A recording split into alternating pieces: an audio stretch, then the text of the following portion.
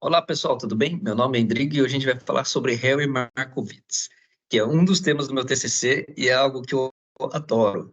É algo assim que eu tive o primeiro contato faz uns 3, 4 anos atrás com a teoria dele e, tipo assim, eu vi e falei, cara, ele é genial.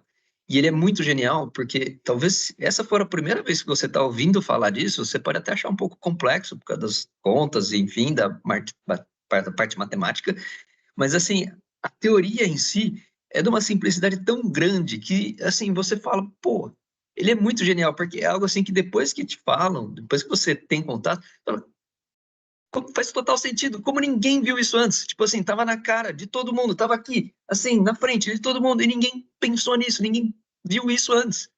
E é assim, é muito simples, por isso que eu adoro ele, adoro ele. Mas antes de entrar nessa teoria dele, eu vou contar um pouquinho da história, né? O Markowitz, ele fez um curso ali de artes liberais, né? E aí depois ele decidiu entrar para a parte ali de economia. E ele estava fazendo ali, tinha que fazer o doutorado dele, estava querendo ali o tema, né? Não tinha tema. E ele estava esperando para falar com o professor dele, né? Para discutir o tema. E aí tinha um outro cara também esperando, que era um corretor de ação. E o cara falou assim: ó, eu acho que você deveria falar, fazer o seu doutorado ali sobre o mercado de ações. Ele falou: ah, tá bom. E aí depois ele conversou com o professor dele e decidiu seguir por esse rumo.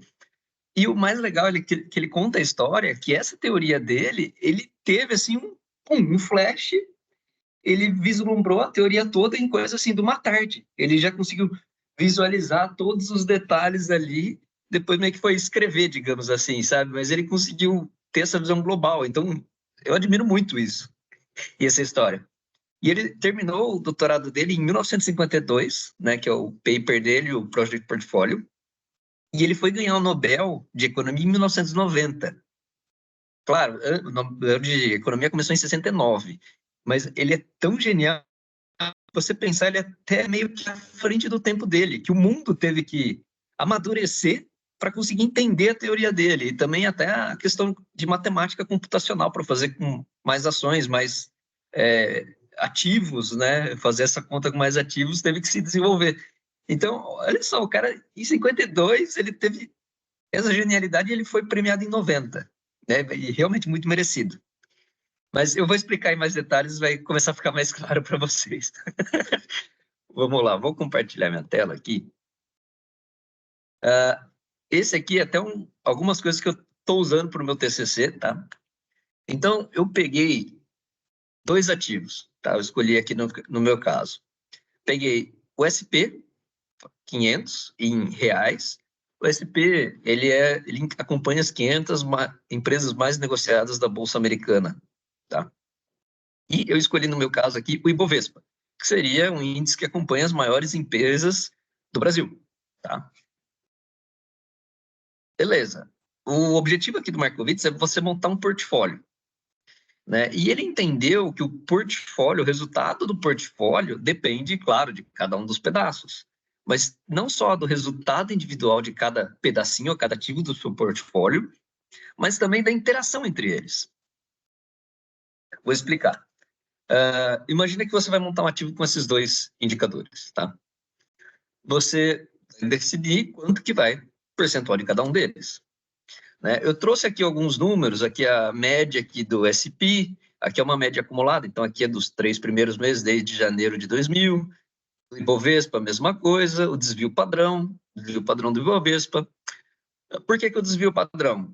No mercado financeiro, uma medida ali de risco é o desvio padrão do retorno, que é o quanto que aquele retorno varia, e aí depende do período de tempo que você está olhando, pode ser diário, pode ser, no meu caso aqui, eu estou olhando mensal, tá? Então, essa seria a medida do meu risco, o desvio padrão de cada um dos ativos. E a correlação.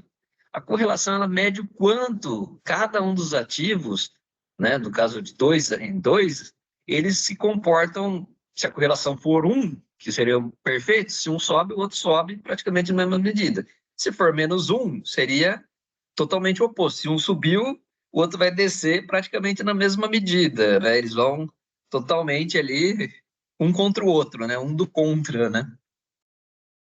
E aqui eu estou olhando o período de janeiro de 2000 até dezembro de 2018 para olhar esses dados e montar a carteira, né? E a gente tem nesse período, se eu for olhar o Ibovespa, o retorno mensal médio do Ibovespa foi de 0,97%.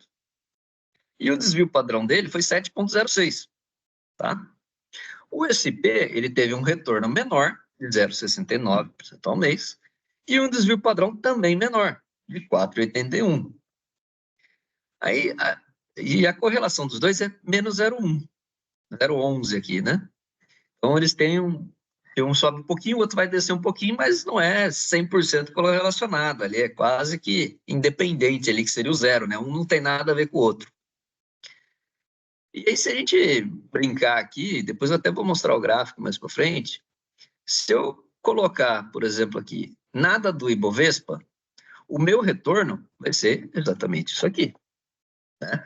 O meu retorno vai ser 0,69 e o desvio padrão 481, tá aqui, desvio padrão e o retorno do Ibovespa. Se eu fizer o contrário, 100% de... Opa, desculpa, aqui eu estou falando zero Ibovespa, então é o retorno do SP. Aqui é 100% Ibovespa, então eu vou ter o retorno do Ibovespa, 0,97, e o desvio padrão, 7,06. E se eu colocar, sei lá, metade de cada um? Se eu colocar metade de cada um, o retorno, ele vai ser... É uma média ali, a média ponderada, né, conforme o peso de cada ativo. Então, vai ser 50% do retorno do Ibovespa e 50% do retorno do SP. O desvio padrão ele é um pouco mais complexo a conta, né? Que ele seria aqui a raiz, né? Do que? Do peso de um ativo ao quadrado, vezes o desvio dele ao quadrado, mas aqui seria o peso do outro ativo, do segundo ativo, por isso que é 1 menos, ao quadrado, vezes o desvio padrão ao quadrado, mais 2 vezes cada um dos pesos dos ativos, vezes cada um dos retornos, e aqui que entra a correlação. Então, se você achar dois ativos que tem uma correlação perfeita de -1, esse fator aqui, ele vai agir diminuindo o risco da sua carteira. Né? Pode parecer esquisito, mas você vai colocar... Imagina que você tem 100% SP. Você vai colocar um outro ativo na sua carteira, que ele é mais arriscado, mas ele vai diminuir o risco da sua carteira. Parece meio loucura, mas por quê? Se o SP cair, o Ibovespa às vezes vai subir um pouquinho, então você não vai cair tanto.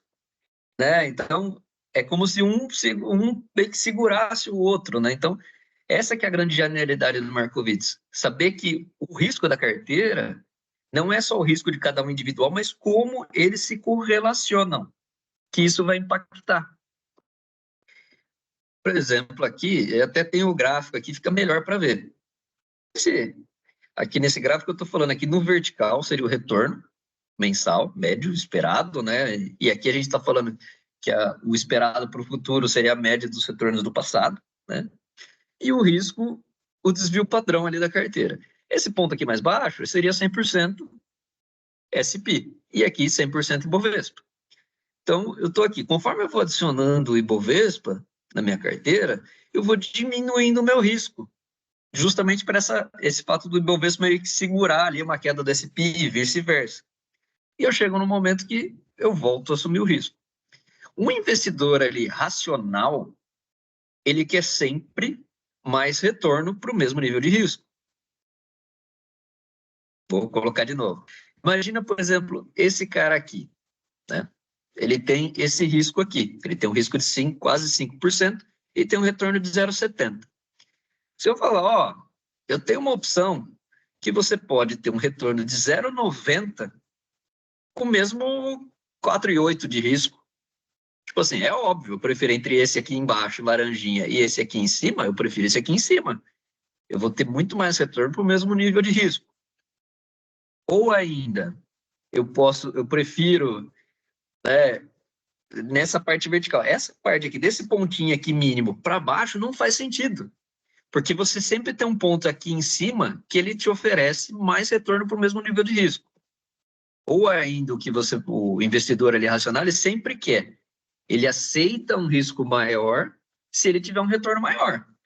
Por exemplo, se eu estou nesse ponto aqui, eu falo, ó, eu venho para cá, tudo bem, eu vou ter um retorno maior, eu aceito esse retorno maior, mas eu também aceito que eu vou correr um risco maior. Agora, vir aqui para baixo não faz sentido, eu vou correr um risco maior e ter um retorno menor.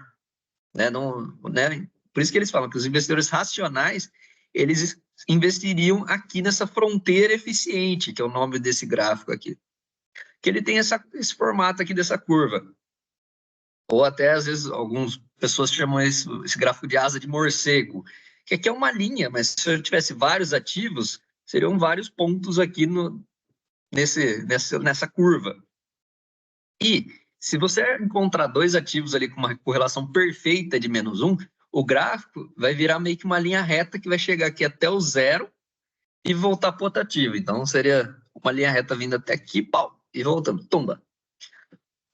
E o que é interessante aqui? Se eu for olhando aqui, que nem eu coloquei, o risco vai, viu o padrão, né? O risco vai diminuindo até chegar a um ponto que ele aumenta. O menor risco possível está aqui, né? Nessa ponta aqui dessa curva, que seria entre 30% e 35%. Exatamente seria 33%.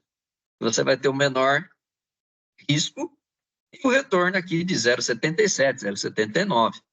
A gente até tem aqui calculado exatamente qual que é o risco mínimo. Seria, que nem eu falei, 33% de Ibovespa e 66%, né, o inverso de S&P. Você teria esse risco de 3,76 e esse retorno. Você pode falar, tá bom, eu não confio nessa conta aqui que você está me mostrando, da média do retorno, enfim. Eu tenho aqui, voltando, essa linha de carteira. O que eu fiz nessa linha? Eu estou pegando exatamente. Se eu fizer 33% do Ibovespa e 66% aqui, 66% e os quebrados do S&P. 67%, vai? Aqui eu tenho retorno mês a mês. Se eu calcular, né, aqui eu vou descer aqui para baixo. Se eu calcular a média de cada um desses retornos da carteira, eu vou ter exatamente o 0,78 que eu falei. E se eu calcular o desvio padrão, que minha fórmula está no Excel em inglês, você também vai ter o mesmo 3,6 que a gente calculou. Olha só que legal. Então, aqui é a prova dos 9 aqui essa conta funciona, né? E aí, eu tenho agora um outro conceito, né? Então, idealmente, você investir sempre aqui nessa curva aqui, daqui para cima, que você vai ter sempre, aumentando o risco, você tem sempre um retorno maior. Um outro conceito que veio junto ali depois com o trabalho do Markowitz foi a linha KPM, a linha dos mercados de capitais. E aí, primeiro, opa, deu um Ctrl Z aqui, o negócio pulou. Pronto. É que eu ocupei aqui. A gente tem que entender o que é Sharpe Ratio. Sharpe Ratio é um indicador que ele vai indicar, digamos assim, e aí você pode ter esse índice para fundos, para ações, seja lá o que for, o quanto esse ativo, esse portfólio, etc., ele performa mais dado um nível de risco. Como assim? Vou para a fórmula aqui que é mais fácil. Aqui eu estou pegando o retorno, no caso do portfólio, menos esse 0,55 seria o retorno do ativo livre de risco. No caso aqui eu estou pegando um Tesouro Selic, né? E eu estou pegando um Tesouro Selic da época lá de dezembro de 18, como se eu tivesse criado ali esse portfólio lá em dezembro de 18, que seria 0,55 ao mês. Então, eu ganho 0,69, eu tenho aí uma diferença de 0,14, né, que eu estou melhor, digamos, que o basicão ali, sem risco nenhum, porém, e aí eu divido pelo desvio padrão, eu sofro esse desvio padrão. Se eu conseguir um retorno igual, um desvio padrão bem menor, meu Sharpe vai aumentar. Ou mesmo assim, ó, você vai tomando mais risco, mas menos desvio padrão ali, né? Então ele meio que faz essa ponderação entre risco e retorno. E, na verdade, entre o excesso de retorno do ativo livre de risco. Quanto maior, melhor. O ponto máximo é esse aqui, que seria aqui, tá até em amarelo, que seria 55% do Bovespa e o restante do SP, que você conseguiria um Sharpe de 6,97, e seria esse ponto aqui que está azulzinho, né? Que seria o ponto em que você consegue o maior retorno dado, digamos assim, o risco que você... Retorno não, excesso de retorno com relação ao sem risco, né? O ativo sem risco, com relação ao seu desvio padrão. E se eu é mais um Ctrl Z aqui, a gente vai ter essa linha. O que é essa linhazinha aqui? Uma das teorias fala que você deveria investir nesse portfólio aqui com o máximo Sharpe, tá? E você comporia com o ativo livre de risco. Como assim? Vou explicar melhor. Aqui, se você investir nesse pontinho aqui, você está investindo só no Tesouro Selic lá em dezembro de 18. Tá? Então, você vai ter esse retorno aqui de 0,55, com certeza, e o risco zero. Se você for um investidor conservador, você vai colocar aqui, eu estou colocando 1%, estou colocando 20%. Estou colocando 80% aqui no renda fixa, no Tesouro Selic, e 20% nesse portfólio aqui. Então, é como se você ficasse meio que no meio do caminho. Se você tiver 100%, você está aqui. Se você colocar 80% e 20% só nesse portfólio, você está deslocando aqui. Então, eu estou aumentando o meu retorno e aumentando também o risco. Se você falar, não, eu sou um investidor mais moderado, aqui está, deixa eu lembrar aqui, está 50% nesse ponto aqui. Então, metade no renda fixa, metade aqui no renda variável. Ou esse cara, esse ponto aqui, é um já mais agressivo, porque ele está 80% aqui em ações e 20% no renda fixa. E olha só que interessante, ter esse ponto aqui no renda fixa, ele já desloca. Então, eu consigo, claro, o retorno está diminuindo, mas eu consigo aqui um retorno igual, que seria o ponto mínimo, só que com risco ainda menor. Então, é uma outra ferramenta ali que você tem para diminuir o risco do seu portfólio. O conceito geral do Markowitz é esse, que assim, o resultado, você não deveria se preocupar com ativos individuais e sim com a sua carteira, e também como cada ativo se comporta com relação à carteira, tá? E o retorno esperado é a média dos retornos, tá? No geral, é isso a teoria, tá?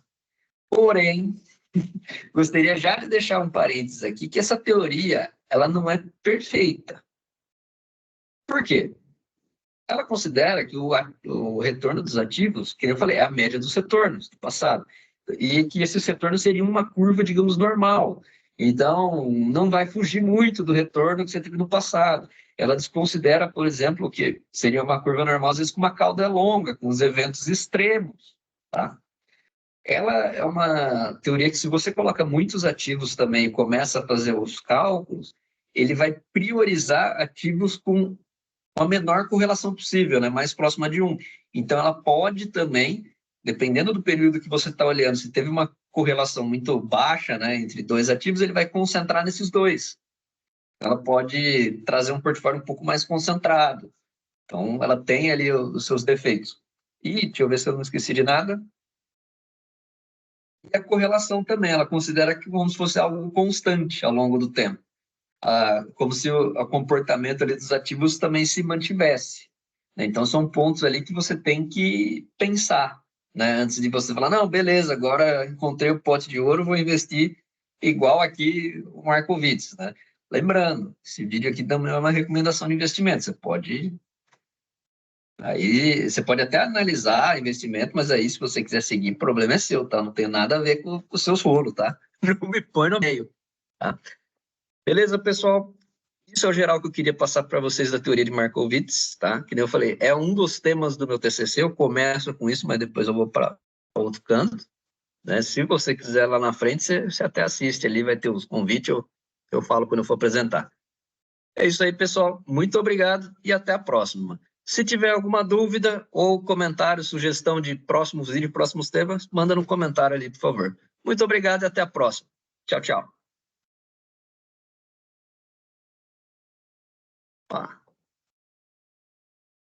Stop recording.